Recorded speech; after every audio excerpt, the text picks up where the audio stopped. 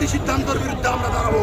সর্বশেষে আমি সাংবাদিক ভাইদেরকে বলতে চাই, এই জুলাই সনদ যাতে জনগণের জন্য প্রস্তুত হয়, এই জুলাই সনদ যাতে 24-এর আহতদের জন্য প্রস্তুত হয়, এই জুলাই সনদ যাতে 24-এর বিপ্লবীদের জন্য প্রস্তুত হয়, এই জুলাই সনদ কারো ব্যক্তিগত দলীয় স্বার্থে যাতে প্রস্তুত না করা হয়। এই ইন্টারিমকেও বলতে চাই, আপনি কিভাবে দলীয় স্বার্থান্বেষী রাজনৈতিক মহলের নেতাদের নিয়ে আপনি জুলাই সনদ ঘোষণা করতেছেন? আপনি তো পারতেন শহীদ পরিবারকে সেখানে সামনে রাখতে। শহীদ পরিবাররা ওখানে গিয়েছিল, তাদেরকে অপমানিত করে লাঞ্ছিত করে বের করে দেওয়া হয়েছে, যেটা একদমই আমাদের জুলাই আদর্শের সাথে পরিপন্থী। জুলাই যোদ্ধাদেরকে উপরে আমরা যেভাবে দেখেছি 4 আগস্ট 3 আগস্ট তারা নির্যাতন করেছে, গুলি চালিয়েছে, টিয়ার শেল চালিয়েছে, তারা আজকে সেই নতুন করে একটা জুলাই এখানে সংগঠিত করেছিল। এটাই কি আমাদের নতুন বাংলাদেশের 1 বছরের পাওয়া?